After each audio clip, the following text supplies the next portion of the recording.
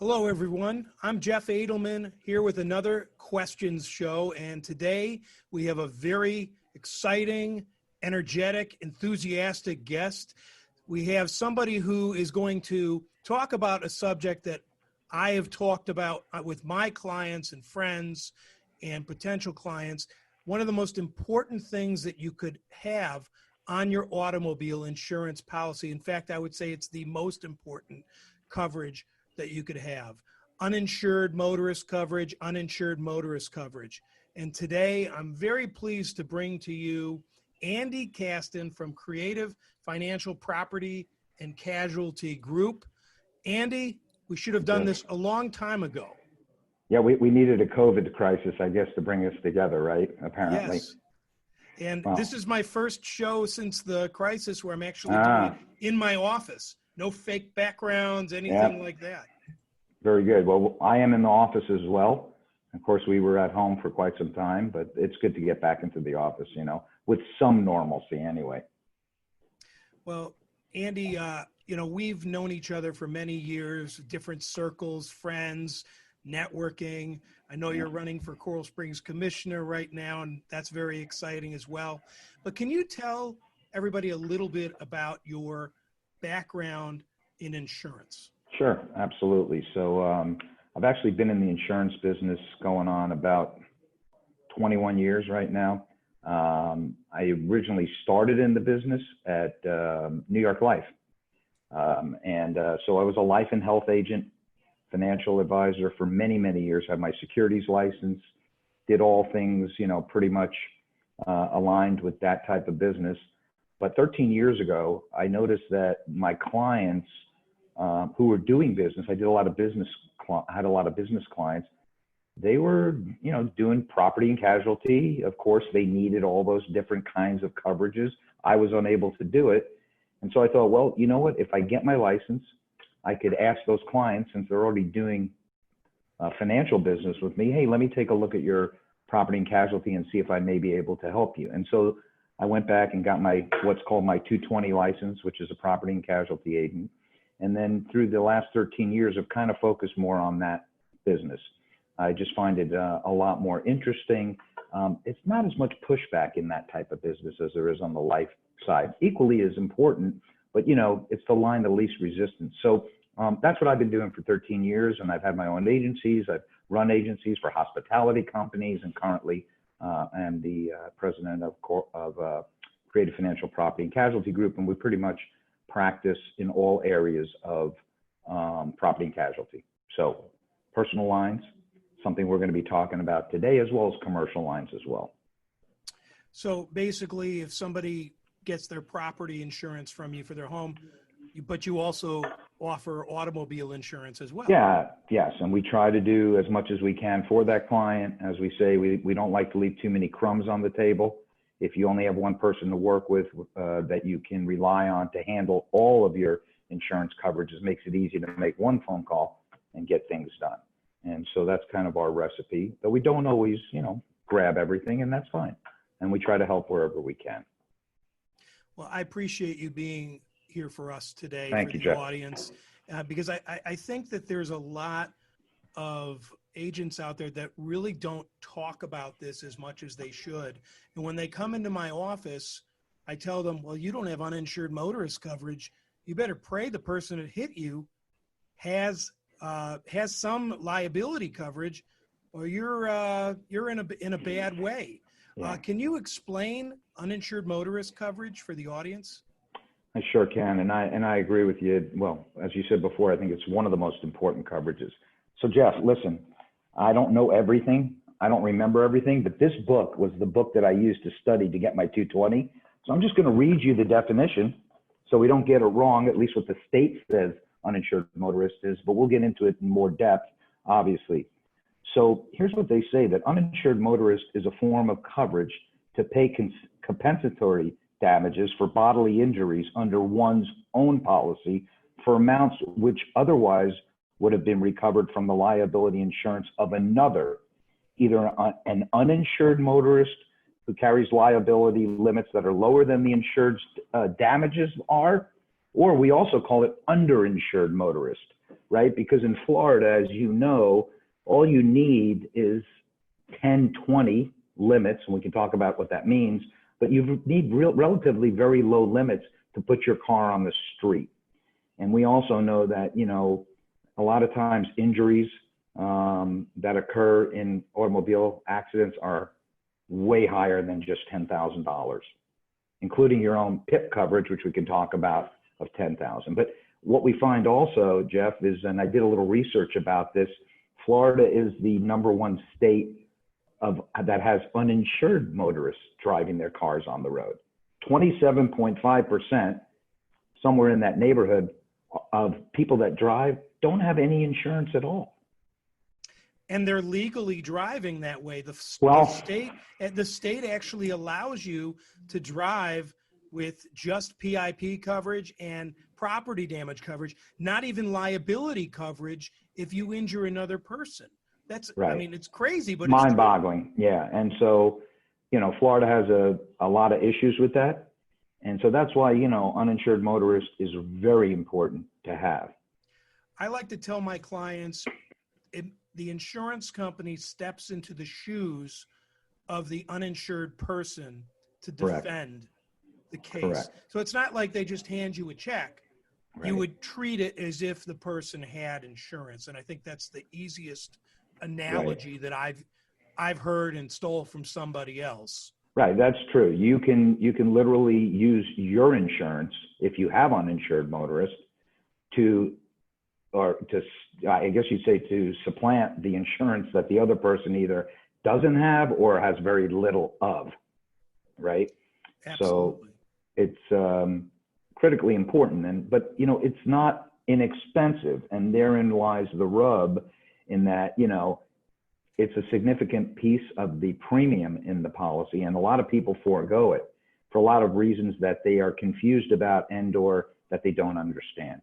And if I'm the agent and I'm selling you automobile insurance and I'm not really dialed in on making sure you're covered properly, but that I just want to make the sale, I may tell you, you don't need it, you know, because you're going to save $500, and it makes the sale easier for me. And I'd rather not write the business if, you know, if somebody doesn't want it. And I rarely will, though there are some cases where I will take it, but I make people sign a lot of disclosures that they've been explained and that I recommended it and that they just decline the coverage.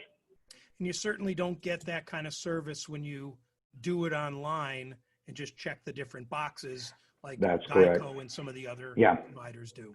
That's correct. And so, you know, and I have my own personal story that we can talk about later on if you want to, how I found out it was so important. And just because if you could share that with us. Yeah, I could. Well, so, and just because I'm an insurance agent, you know, doesn't mean that I may be covered properly. I mean, it's like the mechanic's car that's broken down all the time. He's fixing everybody else's cars, but his car is broken down because he just maybe doesn't have the time, or he's, you know, doing other things. But how I found out about this, I always had this coverage. I always knew that it was important before I became an agent and even afterwards. Especially being in Florida and knowing that, you know, a lot of people drive around with no insurance or very little insurance. But even those that have sufficient insurance coverage, let's say the typical coverage, you know, for somebody that says they're fully covered is 100, 300 limits, right?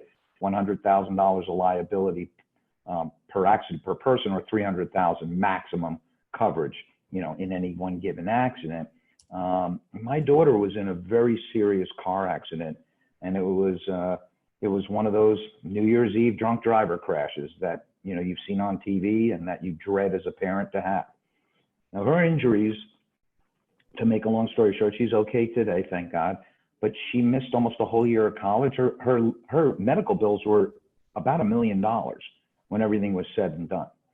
And so, even though the other driver had 100, 300 limits, my daughter's, you know, bodily injury was so severe that we were actually able to use our insurance, okay, to get another $100,000 of uninsured motorist from my policy. And so that was important because even though we had health insurance, we had a $10,000 deductible at that time, right? So I didn't understand that, the PIP insurance, which I thought would cover, the deductible of $10,000, it was paid out, but of course it was paid out as first party insurance, right? So that's the first thing to pay, and then they coordinate the rest of it with, with the health insurance. So I actually still had to pay my $10,000 deductible. Where would that money have come from if I had no uninsured motorist and the driver of the vehicle had no insurance, right? I would have had to cover the $10,000 myself.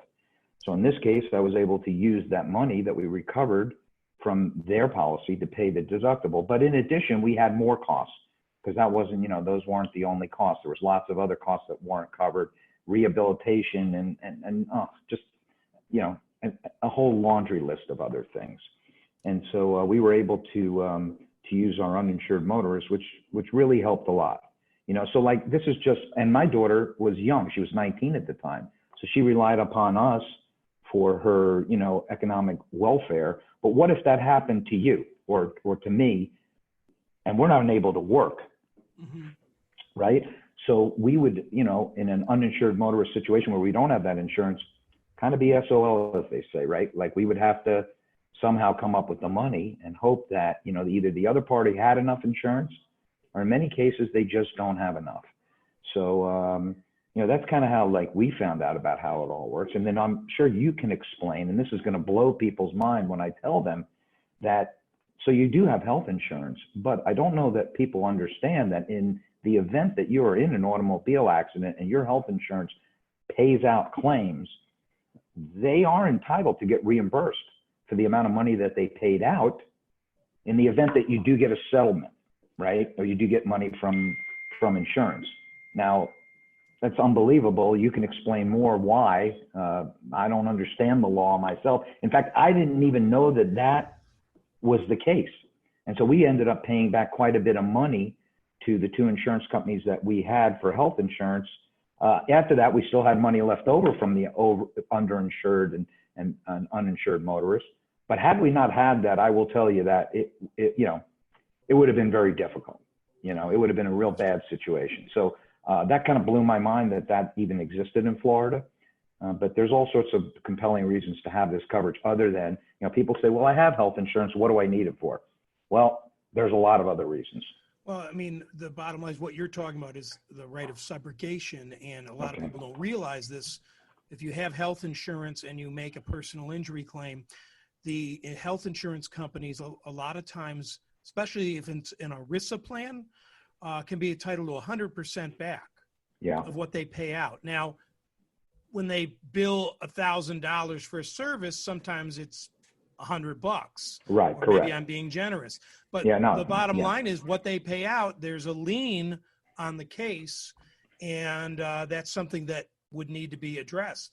Now, we always try to negotiate that as part of my representation of a client, but it varies as to how much you can actually get it reduced. Right. And the reason you asked me about the reason.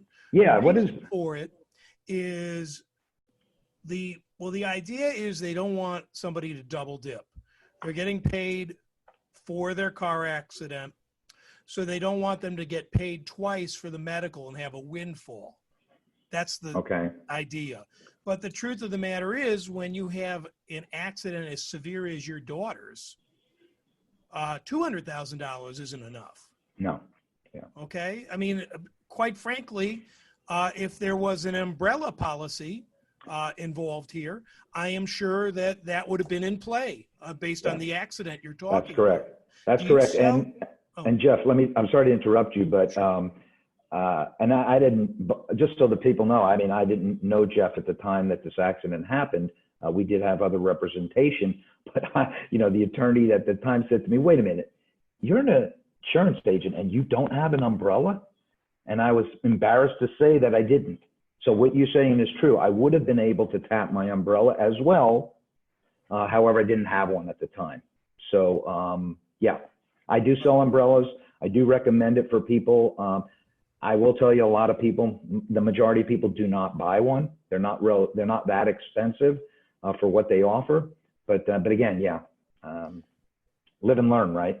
Well, I'll tell you, and for those of you out there who think we're talking about, well, it's not too, it doesn't look like it's going to rain today. We're not talking about actual umbrellas, but that would be a great promo item for you. Yeah.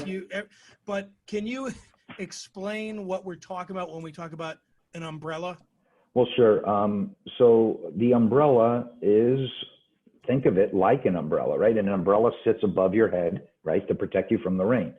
So the umbrella basically will sit above your other policies, typically your homeowner's policy and your automobile policy. You may have a boat that you insure. It could sit above your boat policy. And it sits there waiting.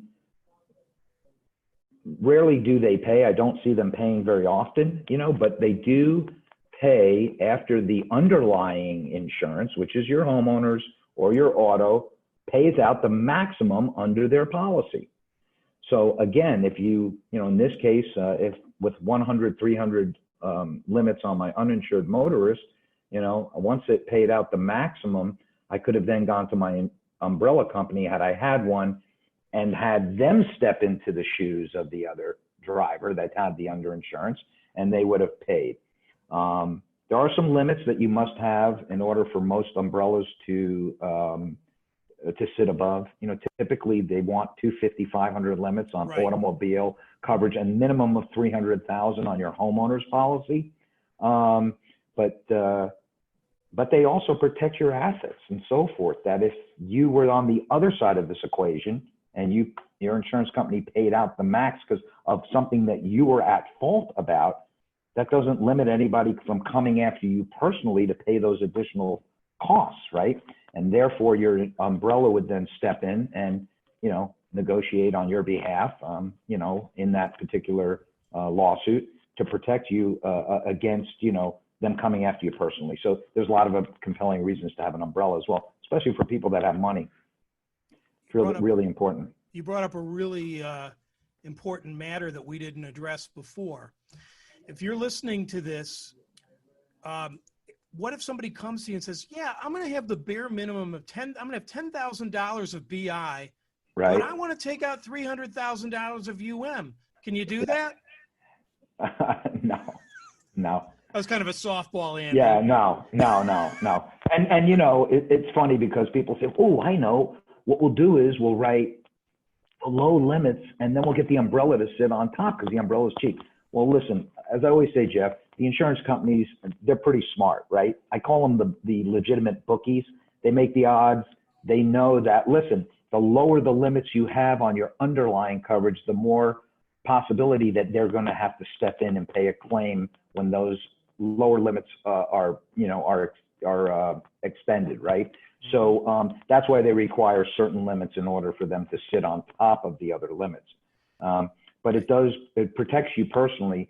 And, it is important because there's a lot of leverage in buying $1 million of umbrella coverage for, let's say, $500 annual premium, in terms of the protection it gives you.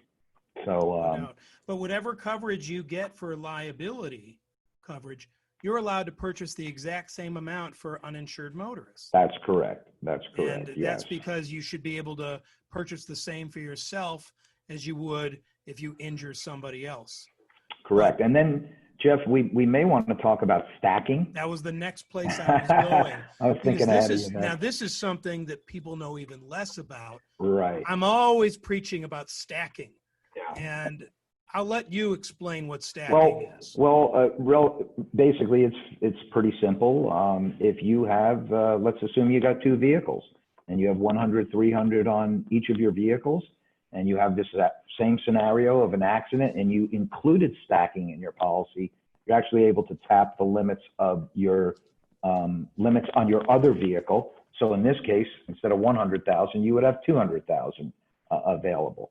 Now, I will tell you that does increase the premium significantly, and I think that's the main reason why most people decline stacking. By the way, it has to be offered legally. It has to be offered to you, and you have to sign a declination letter every time you purchase, automobile insurance, as well as uninsured. Yeah, uninsured motorist as well. Correct. So, but the stacking is really important. But again, Jeff, I will tell you that most people, they just don't buy it because it is significantly more expensive. and generally speaking, auto insurance in Florida is probably higher than most other states, in the country.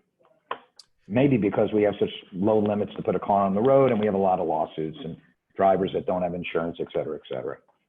A lot of states don't have personal injury protection coverage, though. Yeah. There's kind of a trend going that way.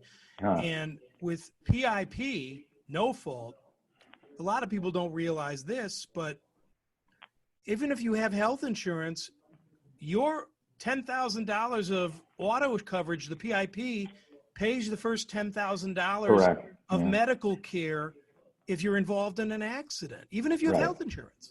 Right. And in my case, Jeff, and again, I should have known, but I didn't. When the insurance company, who was Geico at the time, was my carrier, they paid $10,000 for the medical bills directly to the hospital. I was thinking, oh, great, they just fulfilled my $10,000 deductible. No, that's not the case. They paid first.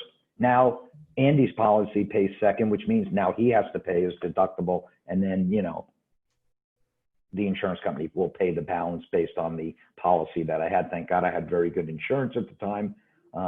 But the bills were, once I had my $10,000 paid, I actually had a 100% plan. So my plan paid 100% of everything thereafter. But then we made a switch to another health insurance company through group plan. And then we had another deductible we had to pay. So, but the $10,000 of PIP will get used up. If you are injured and you go to the hospital, I don't know, if you're in the hospital for one day, you're going to have bills well over $10,000. Let's face it. So sometimes an hour.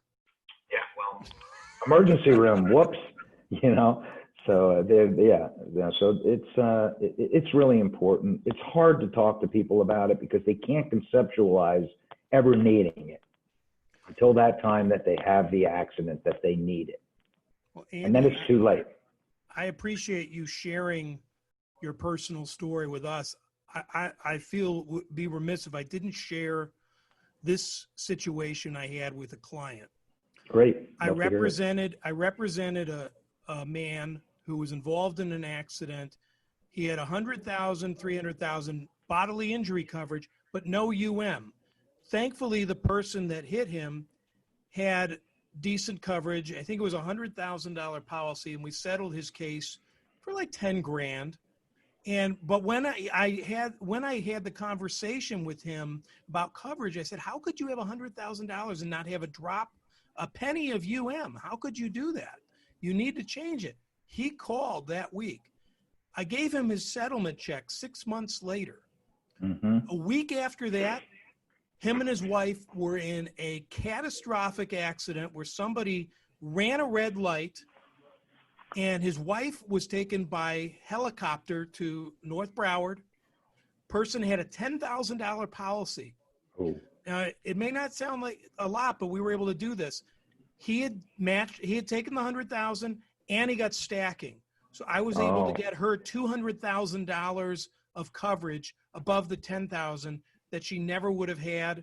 And it made a big difference in their lives. Yeah. Because can you imagine not getting any compensation for something like that? I mean, I'm talking about plates and screws and all of that. And it happens every day in Florida because people see the cost of the premium and they don't realize the most important thing you can insure is yourself. Right. And again, I always tell people, you can't go to, I always use Allstate as although they don't even write property insurance, but they have other carriers that don't write their own paper. But you can't go to Allstate when your house is on fire and buy insurance. So you got to buy it when you don't need it, you don't want it, and you got to buy the proper amount so that it's sitting there. God forbid you don't need it. That's great. You're just paying your premium and you're moving on your merry way. But if you do need it, you want to make sure that it's, sufficient enough to, to put you back to where you need to be, so that you don't end up not being able to work, and not having money that will supplant your income that you're missing while you're away from work. So it's really important. It's a hard discussion to have, and I don't oftentimes convince people to take it. It just is a nature of the Florida market, and I think it's generally speaking throughout the country. But I know when people come to you, if it's not in place, it's too late. And then you have to give them the hard reality of, hey, listen, man, these people only had 10, 20. And, unfortunately, that's all you're going to get. It's a tough conversation, but unfortunately, I have it several times a month with people who they get hit by somebody who has no insurance or does illegally, or they're legally driving with just the bare minimum, and then they don't have uninsured motorist coverage, or they have a $10,000 and it's always a hard conversation, but Yep. I tell them the only way to stop it, I would not drive on Florida's roads without it. It's a scary place. Let me ask you this. I mean, obviously in light of the pandemic, have you seen at all people, or do you think people will start maybe using one car or using less cars as a result of using platforms like Zoom to work and not needing two cars? Maybe that would allow them to put more coverage on the car. I mean, I suppose so, but I think because even though we're sheltered in place, as they say, and people are using their vehicles less and less, you can't hardly, in Florida, generally speaking, you're not going to be able to walk to where you need to go to. And so I think that, we drive almost everywhere that we have to go. If you lived in New York City, you'd probably walk 20 city blocks, which is, maybe a mile, but you wouldn't do it in Florida, So, plus there's other forms of transportation, obviously, that you can garner. So I don't know that, but there is a cost savings if you're not going back and forth to work. So if you report you're using your car strictly for pleasure, let's assume that you decide, hey, you know what? I can work at home. I don't need to go back and forth to the office. Call your insurance company and tell them, listen, I'm no longer going back and forth to the office. I'm using my car for pleasure. The premium should go down, because they do rate you based on, are you using the car for business, or are you going back and forth to work, and how many miles is that? No, I just use the car for pleasure. Be careful you don't lie, because that's not a good thing. But if it's legitimate, you probably could get some savings on your current insurance, providing that you're not using it to go back and forth. I never even thought of that. That's really good advice. Yeah, and but as far as people giving up a car, I don't see it in Florida because everybody seems to have a car. You got a kid, now the kid's got a car. Of course, then we're talking about a huge amount of money, so that's a whole other maybe show that you want to do on that. How to insure your below 25-year-old child. Buy a car, give them the cash and let them buy the car in their name. And then you have to and unfortunately, then you may have to buy some lower limits. But, just so you know, in practice, we will not write any policy less than 5,100 limits. That's just our agency practice. We don't want to write lower limits. We won't write lower limits. If somebody wants that, God bless you. I go out there and call one of the carriers and just do it direct. I don't want to have that on my conscience that somebody is underinsured. And I just feel that, 5,100 is the minimum that we will just consider, even though that may not really be enough at times. Anything less than that, I think you should really reconsider increasing your limits. You're a good man, Andy Kasten. Try to be. Yeah, and I'm glad that you're back in your office. I'm also glad you're back on the ice rink. I know that's very important to you. It is. One of these days I'll join you. It's been trying to find my age with the running around the ice with a bunch of young guys. Well, if you can you let everybody know how they can get in touch with you? Yeah, sure. So, a best way to contact me is you can call my cell phone. I'm available pretty much. Well, I say 24/7. All my clients have my cell number. If it's a weekend or after hours, I'll pick up the phone. So my phone number is 954-854-4314. That is the best way to get me. Or my email is my name, Andy, the letter K, at cfcasualty.com. And either way, we can connect. And, I'm glad to help, even if it's just a consult to help you with what you have. I'd like to give back and I like to help people. And, the business, it'll always come your way. I'm a sales guy, but I'm not looking for the sale all the time. I'm looking to help first and then, earn your trust, and then hopefully you'll do business with me. Well, I really appreciate it. And I think this is a very important topic, and I can't thank you enough. When am asked to give speeches and all that, this is usually one of the things I focus on because it's something that everybody can do right now. And in fact, there's a chapter in my book, Choosing the Right Lawyer is No Accident, specifically on uninsured motorist coverage. And if anybody would like a copy of that, you can get it on my website or call me, 954-341-2777, and I'll mail you a copy if you're interested. And I do have, you did give me one, and I do appreciate that. And it's an easy read, but it's got all the guts of everything you need to understand, in layman's terms, not legalese. It's hard for me to read some of the insurance policies that I sell, let alone trying to figure out what it says. And I have to turn it over to an attorney to say, hey, what does this mean? Because they just said that it included this, but then they took it away over here.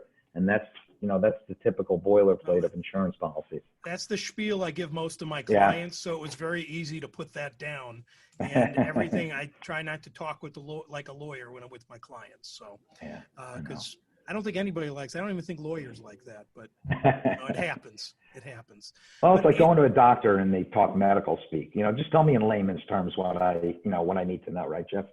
Exactly. Andy Kasten, thanks so much for your time. Thank you to all of you who are watching, listening. If you have any questions, I'm Jeff Adelman. You can email me at jeff@adelmanlawyers.com. If you have any subjects you would like to speak about or hear about, feel free to contact me anytime. I appreciate you following us, and have a great week, everyone. Thank you, Jeff. Really appreciate it.